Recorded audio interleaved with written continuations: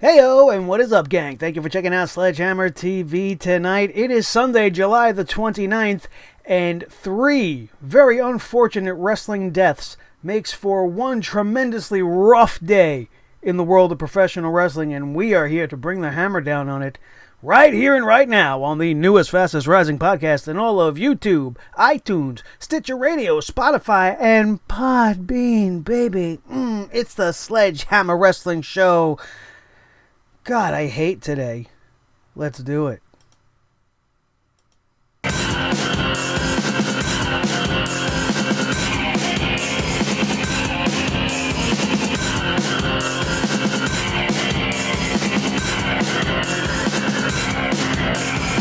Sledgehammer Wrestling Show.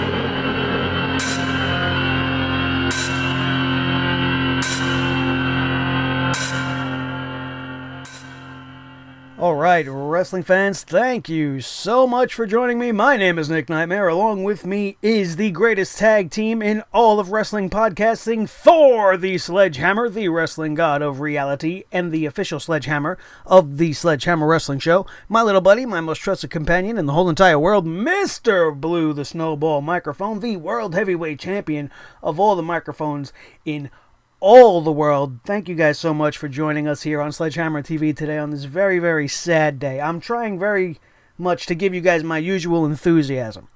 But I woke up this morning to the news of the passing of Nikolai Volkoff, and that was a real rough one for me right from the get-go. So I immediately, as I would normally do, I got started on the Nikolai Volkoff tribute video, which is something that we do here on the channel when a beloved wrestler passes away. We try to get a tribute video out there as fast as we can. So I was hard at work on that all day. If you missed it, it will be linked in the annotations up above. Make sure you go check it out. It's a 3-minute musical tribute to Nikolai Volkoff that I put a lot of work into throughout the course of the day. And as I'm working on it, I find out about Brickhouse Brown, who I am not really that familiar with. We are going to talk about him in just a minute. Brickhouse Brown passed away as well today. And then the news was just flooding in all day long about Brian Christopher Lawler and the fact that he attempted to take his life last night, and supposedly at some point during the day he did pass away. I was not sure on that throughout the entirety of the day.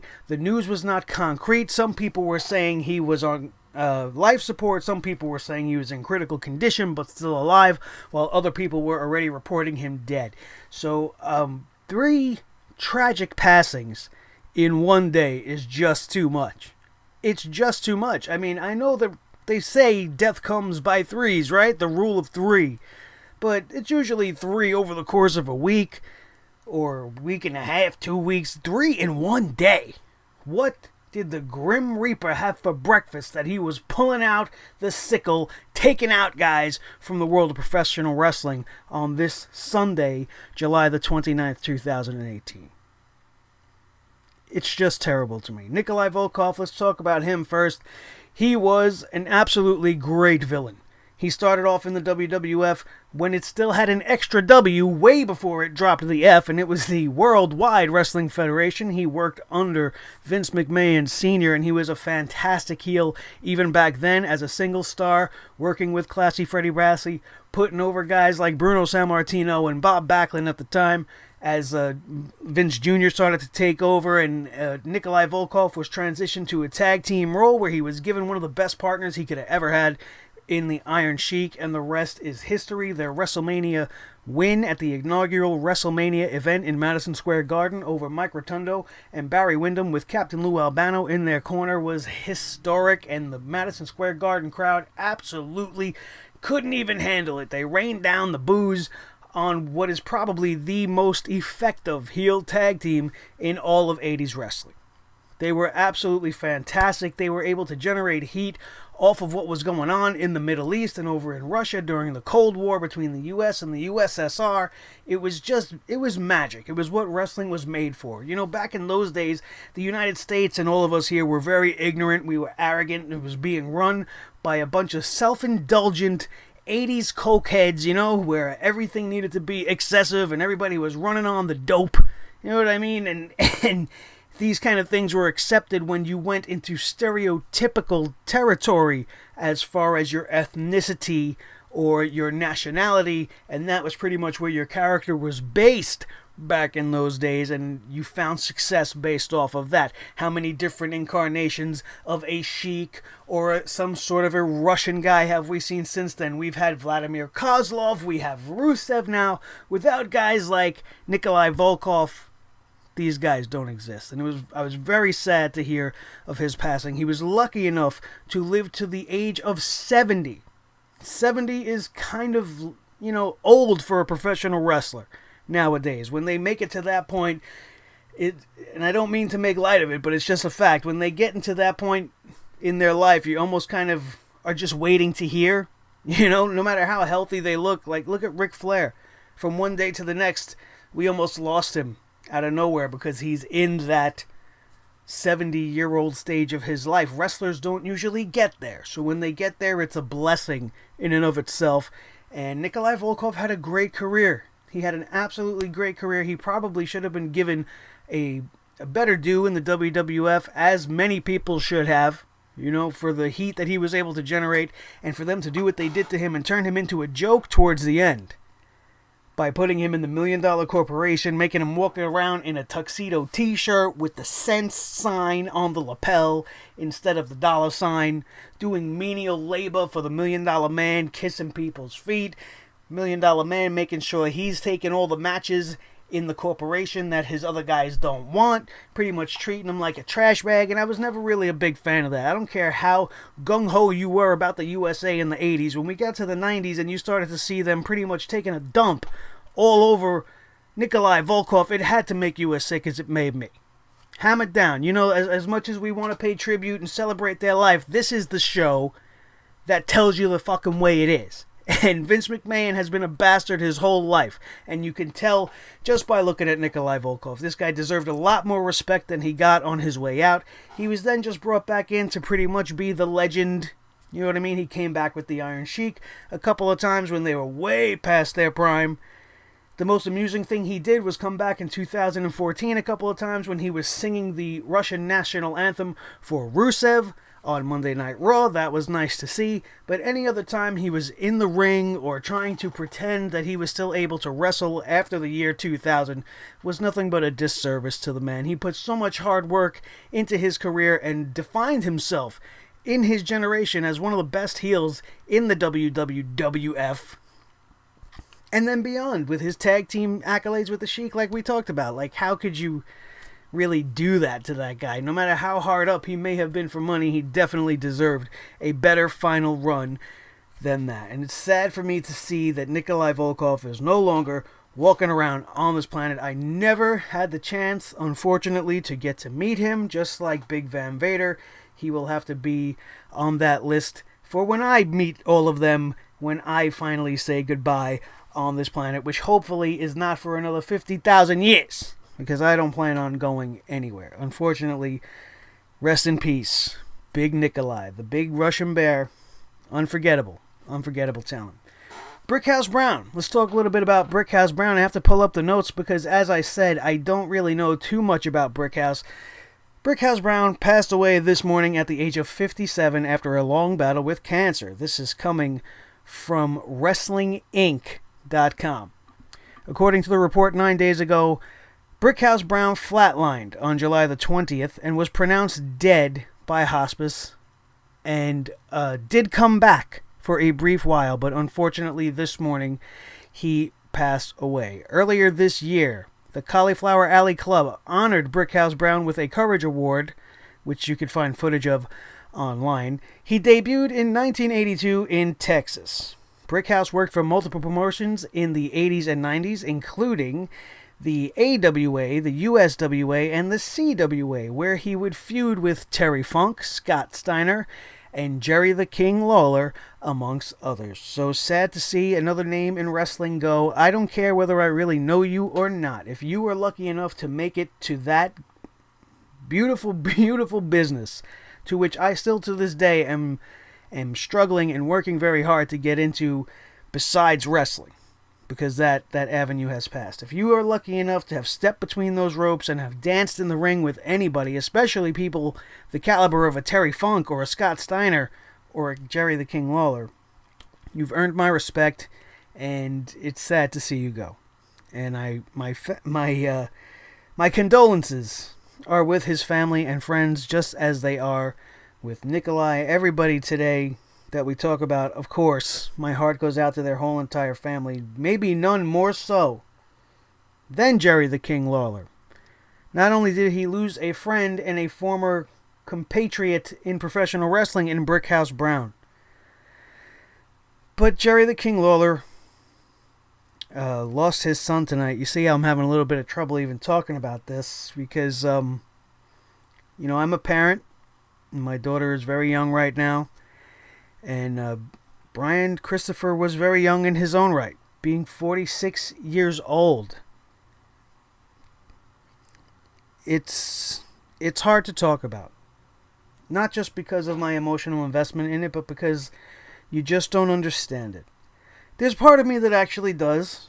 I'm going to try to tiptoe around this without being too condescending or negative, because that's not where I'm coming from. I'm just trying to bring you guys the facts. And the fact is, when you've had 15 minutes of fame, some people can't take that as enough. And when you have a famous father the size of Jerry Lawler, a man that is known as the king of professional wrestling, and you follow in his footsteps to supposedly fall so far from the mark that you have set for yourself, and you always want to do better than your dad, and at the same time you always want to make your family proud. And I just don't think Brian Christopher Lawler felt either of those things as his WWF career, although it took place during the height of the Attitude Era, didn't really amount to much, and he probably has the era to thank more than anything else for anybody even really knowing his name. Why they never went with him as being the son of the king by coming into the WWF, I'll never know. I think that would have been his path to success. You could have dubbed him the Prince of Pro Wrestling. You could have made him a Weasley kind of, cheat to win guy. You could have called him the Wrestling Prince of Crime or whatever. Could have done so many different things with him if you would have embraced his natural heritage, but they worked against it. There was even an angle at the time where Lawler and Christopher were face to face and arguing over the fact that he's not his son.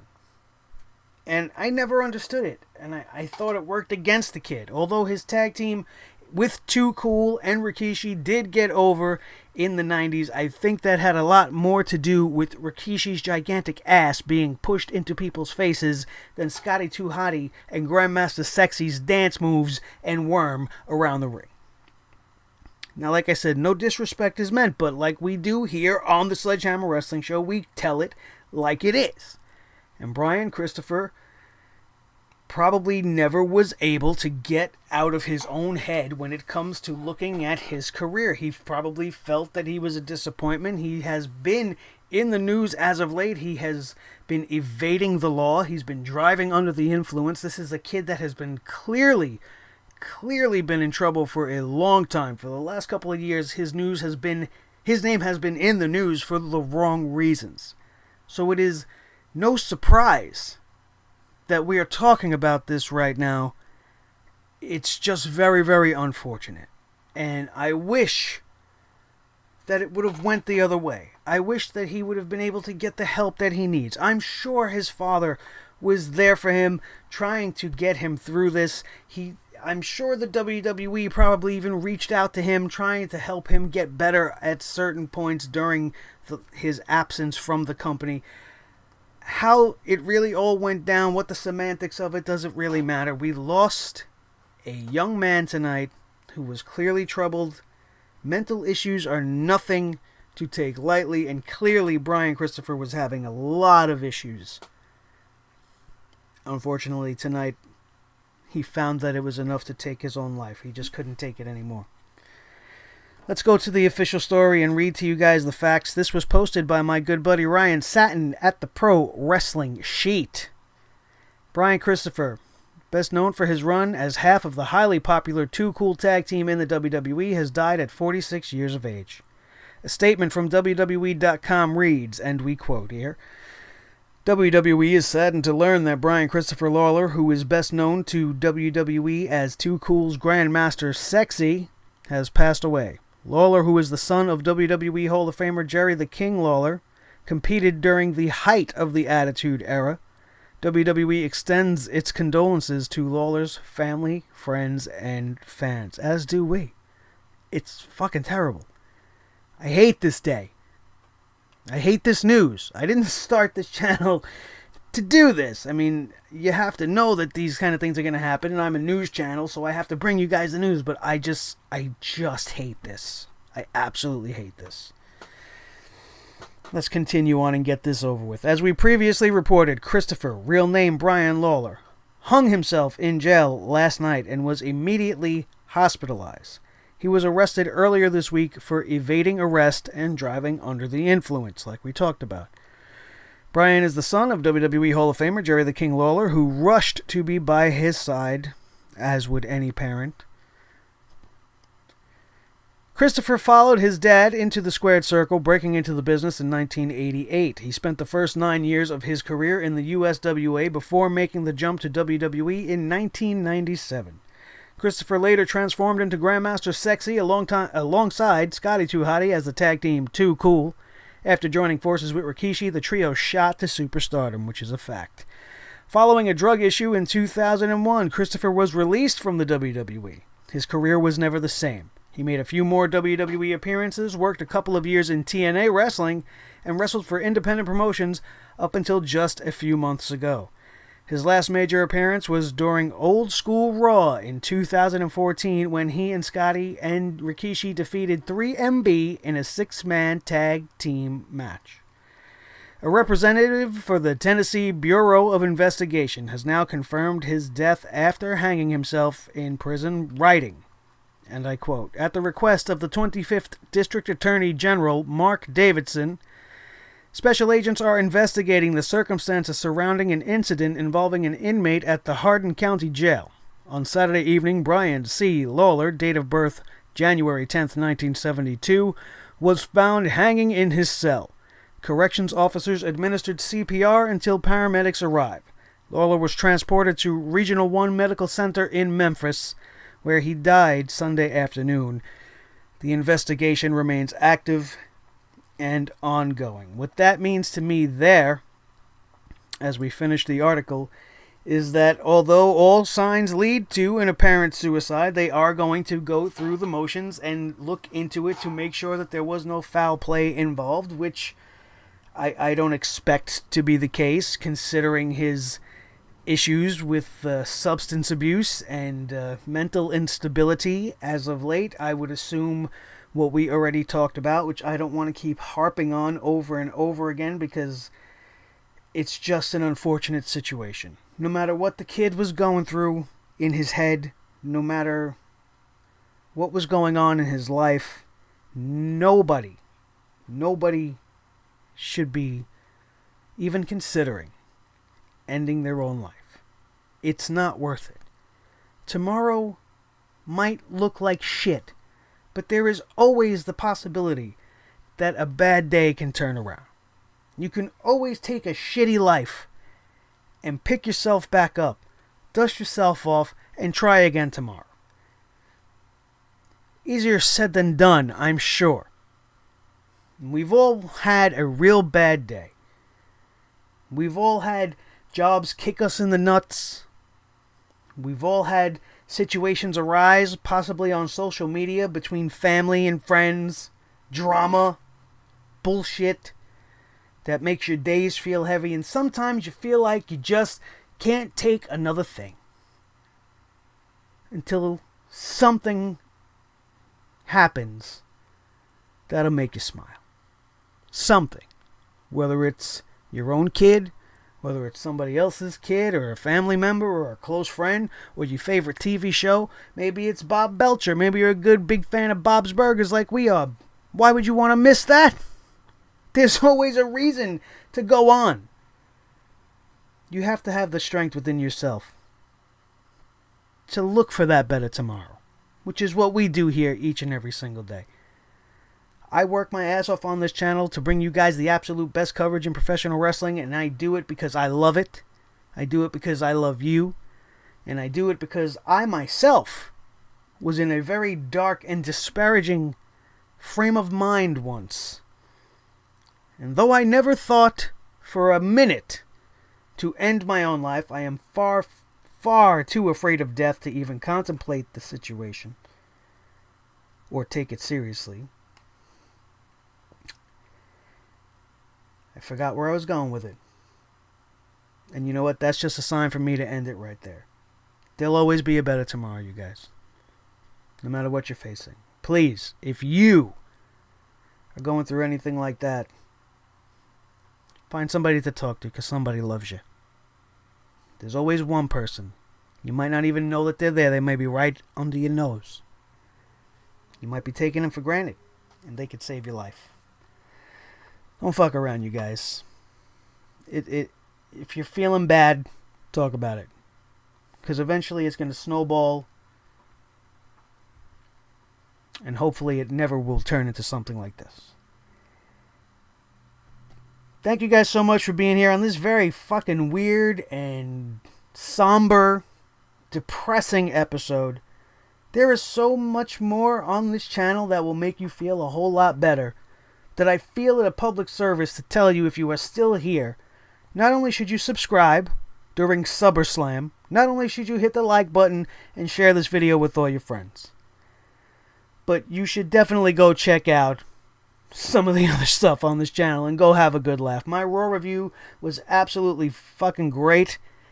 I have a lot of great stuff on that one. SmackDown Live was a fun show. Go check that out. I absolutely had a great time calling the end of the Aleister Black Tommaso Ciampa NXT Championship match this week. We have that up on the channel. We have our subscription box showdown. That's a lot of fun. That'll definitely make you laugh.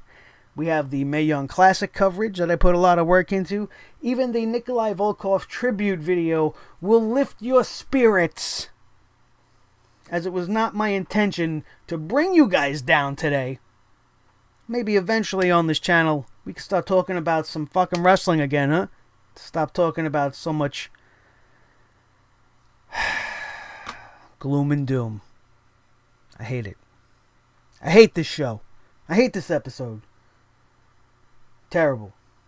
Thank you guys, as always, for being here with me. Don't forget to like, share, and subscribe. If you're listening to us on iTunes, Podbean, Stitcher Radio, or Spotify, make sure you get your asses to youtube.com/Sledgehammer TV and join the Sledgehammer Club over there. SummerSlam is underway, and although I don't really want to shell anything to you guys during this ridiculous episode, it is my duty to ask you guys to please subscribe to this channel. Let's get to 1K and beyond before we hit SummerSlam during our SummerSlam Spectacular. And please don't forget to show your loyalty in a big way by picking up your t-shirts available at teespring.com. The link will be in the description down below. Don't forget to follow me on Twitter at Nick Nightmare. Go check us out at facebook.com/The Sledgehammer Wrestling Show. And when you guys do pick up your t-shirts, make sure you get at me on those platforms and send me your pictures wearing your stuff so that I can get you guys on this channel with me in a very special subscriber episode, as we're coming up on the 2-year anniversary, and I want to do something special for all you guys that support us in a very, very big way. That's gonna do it, you guys. My name is Nick Nightmare. This is Thor, the wrestling god of thunder, the hammer of reason, and the official sledgehammer of the Sledgehammer Wrestling Show. Looking good, looking sexy, and I'll tell you guys more about it on the next video, because now's not the time to talk about how pimped Thor is, and we'll get back to that another day. His partner is my trusty companion, Mr. Blue, the Snowball Microphone. Hey there, Mr. Blue. What the hell's going on today? That didn't rhyme, and it's okay. I don't care. I couldn't think of anything. This show has just been the shits, because it's depressing. So I'm trying to lighten it up. If I said this already, I'm sorry. My name is Nick Nightmare. You can see I'm all fucked up. So let's wrap this up. That's going to do it. We are out of here. And we will see you next time. Hopefully for more wrestling and a lot less death. Right here on the Sledgehammer Wrestling Show. Good night, you guys.